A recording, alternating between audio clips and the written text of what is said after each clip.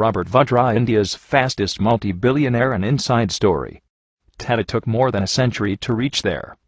Ambani, even with unlimited political help, took 50 years to become billionaire.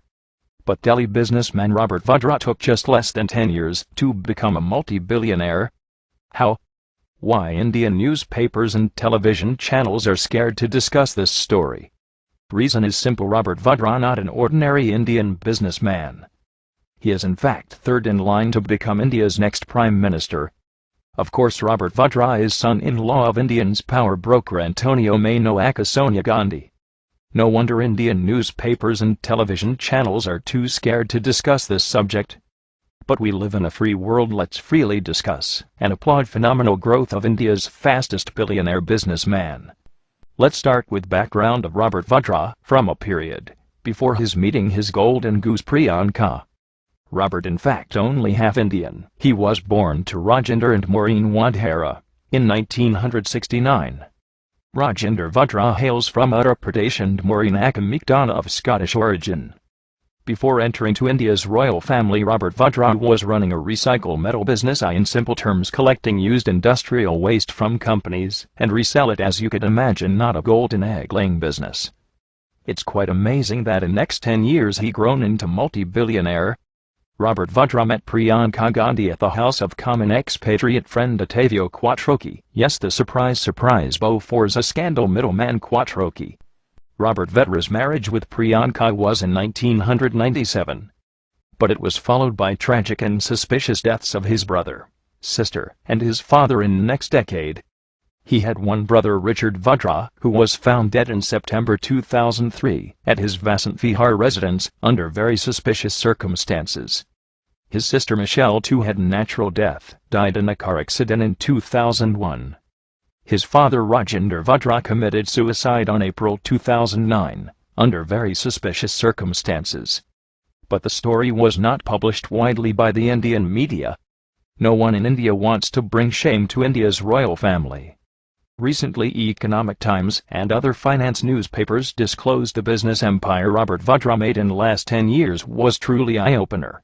Hotels, planes, bars, antique chains, malls around prime locations in India with help of none other than India's #1 real estate company DLF. Also part ownership in DLF Indian Premier League franchise. Most of independent analysts points these phenomenal growth points only one thing: absolutely and shameful corruption and favoritism to Robert Vadra, being Sonia Gandhi's son-in-law. Also remember, DLF was a major builder for scandalous Commonwealth Games in Delhi. We may not dig too much to find why Indian government protected and very reluctant to take actions against Indian Olympic Association President Suresh Kalmati. Surely Suresh Kalmati can blackmail Sonia's government, showing favoritism given to DLF because of Robert Vadra. Apart from DLF malls, Robert Vadra part owns many Hilton hotels including Hilton Garden in New Delhi. It's very questionable that what kind of expertise will DLF or Hilton will get back from this recycle metal merchant Robert Vadra? Or he is lucky mascot to get through all regulatory hurdles in India? Also, he is in the list of 33 VIPs accepted from security checks and frisking at airports and any Indian embassy, the only one without any government position. Other VIPs, like the Dalai Lama, Chief Justice of India, the President, the Prime Minister, and former presidents. No airport frisking will be very helpful for an antique chain owner like Robert Vadra, especially when he can easily transfer invaluable Indian antiques to his Italian retail shops. Robert Vadra got many business partnerships with India's biggest real estate company DLF. Cricket is India's next biggest money-spinning machine. No wonder Robert Vadra's association was sought by most of franchise owners. Robert Vadra's association with Calcutta Knight Riders and Shah Rukh Khan is never reported in shameful Indian news media. Other scandal where Robert Vadra associated is none other than infamous 2G Spectrum scam. It's alleged that one of the biggest beneficiary companies, Unitech, is 20% owned by Robert Vadra. No wonder Indian government tried and still trying to derail all enquiries on 2G Spectrum scam, though many ex-ministers are in jail now. It's expected that due to involvement people like Robert Vadra, these case will never reach a decisive conclusion. After all, CBI is controlled by Indian Prime Minister Manmohan Singh, who is appointed by Robert Vadra's mother-in-law Sonia Gandhi. Media reports on Robert Vadra's association with Unitech were suppressed by media moguls in India. Other business Robert gained recent years includes prime properties all over India, especially commercial hubs, and a taxi business but for air taxis. Yes, poor man Robert owns few planes as well. Skylight Hospitality Pvt Ltd, a company wholly owned by Vadra, and his mother Maureen Vadra owns business hotel Hilton Garden Inn, in the upscale South Delhi business district Saket. The hotel is located within the DLF Place Mall, also known as DLF Courtyard. Also, several of Robert's companies have received unsecured loans.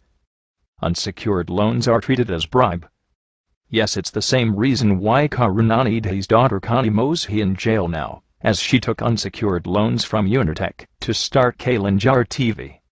Same reason why Dayanidhi Maran facing jail term, as he took unsecured loans from Malaysian company via Aircel to his Sun network. So one rule for them and another rule for India's royal family. It's ironic why India's top real estate company need help from a recycle metal merchant. Reasons are crystal clear. DLF need Indian power broker Sonia's son-in-law to get through many hurdles in their operations all over India. If this is not blatant misuse of power or favoritism, we might need to redefine those words.